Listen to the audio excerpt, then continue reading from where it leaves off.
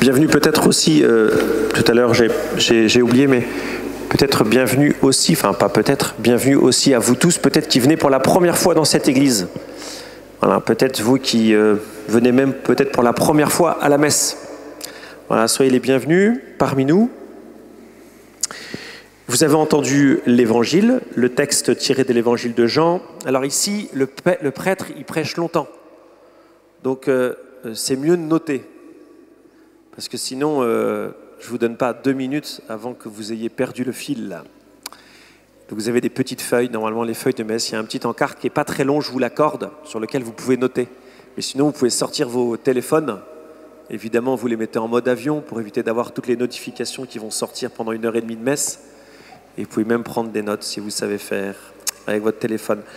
L'idée étant de retenir quelle est la nourriture avec laquelle vous allez pouvoir repartir de cette messe. Bien sûr, tout à l'heure, vous allez pouvoir communier, vous présenter devant le prêtre qui va vous bénir, vous allez communier. Mais au fond, ce que vous avez entendu dans les textes, c'est cette nourriture, on va dire, sonore, c'est cette parole de Dieu qui vous veut du bien, comme on dit, et qui va vous laisser une parole avec laquelle vous allez pouvoir repartir.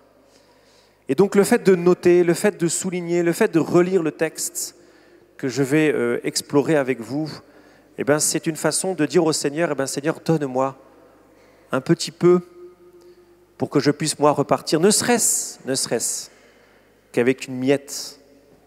Voilà. Je vais partir du texte. Je vais partir du texte de l'Évangile. Et donc prenez le temps de le regarder au moment où je parle. C'est peut-être pas si simple, mais prenez le temps de regarder ce texte. Vous êtes au chapitre 21, vous êtes ce qu'on appelle dans la finale de l'Évangile de Jean. C'est le dernier passage de l'Évangile de Jean. D'accord ? Jésus est ressuscité, il est déjà apparu plusieurs fois à ses disciples, et là, les auteurs de l'Évangile, on peut parler de plusieurs auteurs a priori, ont rajouté une partie. On est à peu près sûr que ce chapitre 21, ça a été rajouté après. Ça veut dire que si ça a été rajouté après, ça veut dire que l'auteur veut nous dire, ou veut vous dire quelque chose d'important, qui n'était pas dit avant, ou il veut rajouter quelque chose. Et donc cette scène, elle n'a rien d'anecdotique. C'est ce qu'on appelle communément la multiplication des poissons, ou la pêche miraculeuse. Mais il y a en fait 3 passages. Il y a 3 événements dans ce texte. Premier événement, effectivement, la pêche miraculeuse. Remarquez que pour des pêcheurs, c'est quand même super d'avoir Jésus avec soi. C'est-à-dire que dès que vous avez Jésus, vous obéissez à Jésus, il vous remplit le filet. Imaginez, prenez votre métier, imaginez que vous avez Jésus avec vous et que vous faites ce que vous dit Jésus et vous seriez millionnaire au bout d'1 an, ce serait extraordinaire. Vous voyez comme quoi ça a un intérêt même financier d'écouter Jésus. Le deuxième passage, c'est le repas sur la plage, le pique-nique. Et enfin, le troisième, c'est le dialogue entre Pierre, ce fameux dialogue, pour ceux qui le connaissent, entre Pierre et Jésus. L'événement marquant de ce texte, c'était évidemment la pêche miraculeuse qui veut attirer votre attention. En fait, quand vous lisez le texte, il y a un artifice qui dit « Tiens, là, il y a un truc spécial qui se passe. C'est pas normal de jeter un filet et de le ressortir avec plein de poissons. » Donc en fait, le texte vous dit « Il va se passer quelque chose. Attention, faites attention. » Donc à la fois Jésus attire l'attention des disciples et à la fois le texte attire votre propre attention. C'est le thème de la présence du ressuscité. Tout le temps pascal, les 50 jours, c'est la présence du ressuscité parmi vous. Jésus, ressuscité, se fait proche de ses disciples. Il apparaît. Jésus ressuscité dans son corps n'apparaîtra plus jamais dans l'histoire. Donc en fait, ces 50 jours sont essentiels. Le ressuscité dans son corps apparaît à ses disciples. Même à Paray-le-Monial, et Dieu sait que j'aime Paray-le-Monial, même à Paray-le-Monial, Jésus n'apparaît pas ressuscité à Sainte Marguerite Marie. Il apparaît dans une vision, ce qui est assez différent, mais enfin, on va pas parler de ça maintenant. Donc c'est le thème de la présence du ressuscité dans la vie des disciples et donc dans votre propre existence. Et vous voyez comment la présence du ressuscité rend pleine et féconde votre vie. Pour le dire autrement, de la même manière que Jésus a rempli le filet de ses disciples il y a 2000 ans, Jésus veut remplir votre filet. Jésus veut remplir votre cœur et voir pourquoi pas votre compte en banque, mais ce n'est pas le premier but. Jésus veut remplir votre filet. Qu'est-ce que pourrait être votre filet? Qu'est-ce que vous cherchez à attraper dans votre vie? Pour que cette vie soit féconde, vous avez 3 efforts. Le texte vous dit que vous avez en gros 3 efforts à faire, ou plutôt 4. Écoutez Dieu me parler, lui donner le fruit de mon travail, partager un repas avec les autres et enfin l'aimer. Vous avez 4 choses à faire pour que votre vie soit féconde en Jésus-Christ. Première chose, c'est écouter Dieu. La deuxième chose, c'est lui donner le fruit de une partie du fruit de votre travail. Troisième chose, c'est partager un repas avec les autres. Et quatrième chose, aimer.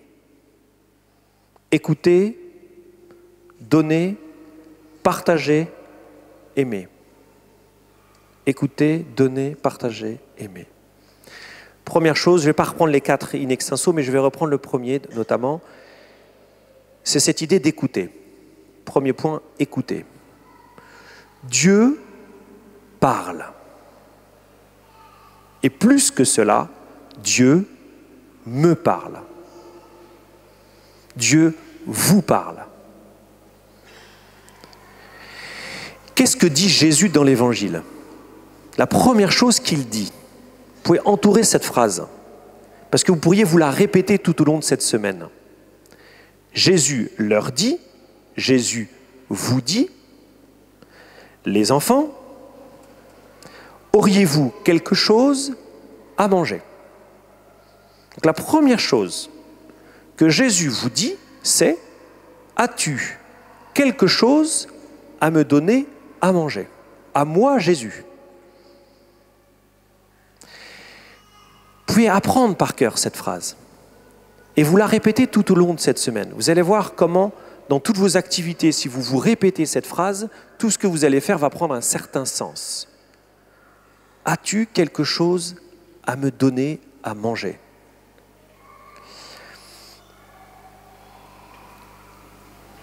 Il me fait une demande à moi, pauvre pécheur, humble créature. Dieu lui-même s'abaisse à me demander quelque chose. Ce qui signifie, première conséquence, c'est que Dieu compte sur vous. C'est que Dieu a besoin de vous.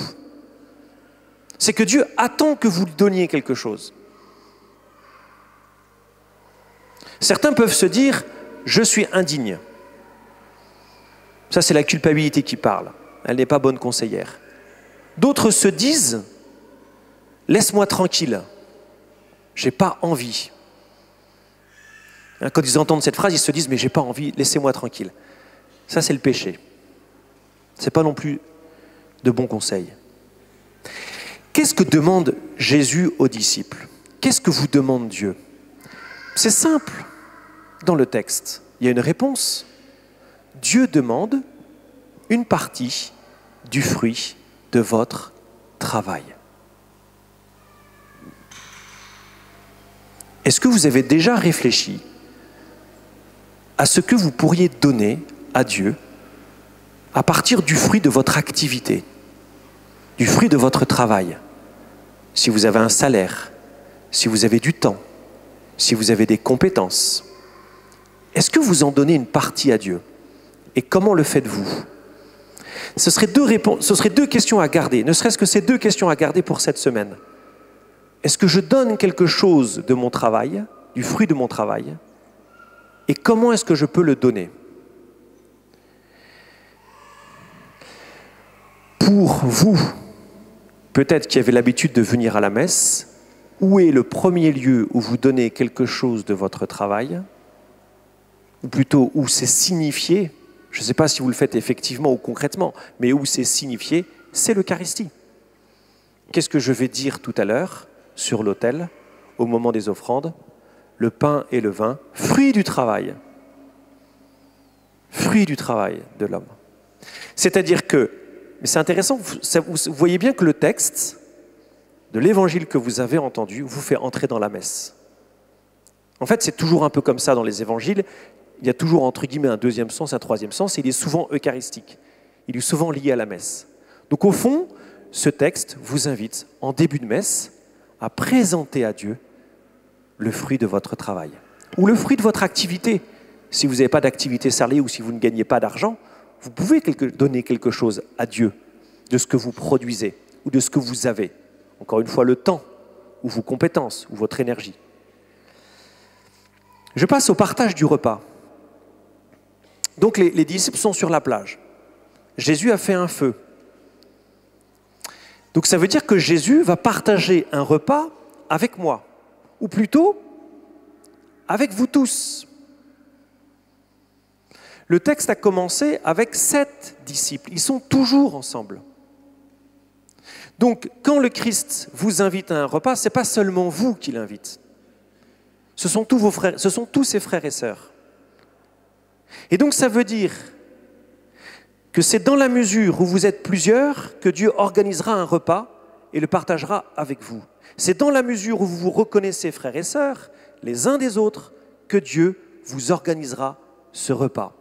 C'est dans la mesure où vous vivrez concrètement en frères et sœurs que Dieu organisera ce repas. C'est dans la mesure où vous vous accueillez comme des frères et sœurs que le repas trouvera tout son sens et portera du fruit dans votre vie. Ce repas, il n'est pas seulement pour vous, il est pour la fraternité que vous êtes, que vous constituez. Et il portera, et là bien sûr je fais mention de l'Eucharistie, ou la messe, mais la messe portera tout son fruit en vous si, au cours de la messe, vous vous accueillez les uns les autres en frères et sœurs. Les disciples sont restés ensemble, même après la mort de Jésus. Et Dieu est venu pour son Église, qui est le rassemblement de ceux et celles qui se reconnaissent frères et sœurs de Jésus. La fraternité chrétienne ne se limite pas à « je suis frère ou sœur de Jésus ». Elle est, parce que je suis frère et sœur de Jésus, je suis frère et sœur de tous ceux qui le sont comme moi. Ici, à Saint-Nizier, nous voulons nous accueillir comme des frères et sœurs. C'est essentiel pour que la vie spirituelle grandisse, croisse, se développe. D'où l'enjeu de vous enraciner dans un lieu. De venir tous les dimanches, si possible, en fonction des déplacements, mais de venir tous les dimanches au même endroit, de manger le même pain au même endroit, avec mes frères et mes sœurs que je retrouve tous les dimanches. D'où l'enjeu aussi de vous engager, de le choisir. Voilà. Je termine par aimer. Donc j'ai fait écouter, partager, et j'en viens à aimer. Jésus pose 3 questions à Pierre. M'aimes-tu? Question simple, question très simple, que Jésus vous pose aussi ce matin. M'aimes-tu? Rappelez-vous qu'il dit cela à Pierre, que Pierre est le traître. Ou plutôt celui qui a renié 3 fois Jésus lors de la Passion. Donc Jésus, qui a été renié 3 fois par Pierre, vient le voir en lui disant « Est-ce que tu m'aimes ?» Le moins que l'on puisse dire, c'est que Jésus n'est pas rancunier. Et cela touche le cœur de votre relation au Christ et à Dieu. Le cœur de votre relation, c'est « m'aimes-tu ». Le cœur de votre relation à Dieu, c'est une amitié réciproque. Certes, je vous ai dit qu'il vous demandait de quoi manger. Certes, je vous ai dit qu'il vous demandait une part du fruit de votre travail. Certes, il vous invite à un repas. Mais le cœur de tout, le secret d'une vie féconde, c'est « aimez-vous Jésus-Christ ». Jésus a dit à ses disciples, juste avant sa passion, en Jean 15, verset 13, « Il n'y a pas de plus grand amour que de donner sa vie pour ses amis. » Ça, c'est la croix. Jésus, sur la croix, vous a montré qu'il vous aimait jusqu'à vous donner sa propre vie. Donc, il a fait de vous, il vous a montré qu'il vous choisissait comme son ami. Vous êtes l'ami de Jésus parce que Jésus vous a donné sa vie sur la croix. Il vous aime de cet amour-là. Il est prêt à tout pour vous. D'où la question qui vous est posée. Mon ami, m'aimes-tu? Et vous sentez bien. J'imagine, moi c'est comme ça que je le ressens. Quand j'entends Jésus qui me dit « m'aimes-tu », spontanément je me dis « mais qui suis-je » On a envie de répondre comme Pierre. « Tu sais tout, Seigneur, mais je sais plus si je t'aime ou pas, mais je crois que je t'aime. » Et maintenant, vous, aimez-vous Jésus? Peut-être que vous vous sentez pas à la hauteur parce que peut-être que vous ne connaissez pas vraiment Jésus. Peut-être aussi parce que vous essayez et que vous jugez votre amour bien fragile, bien faible.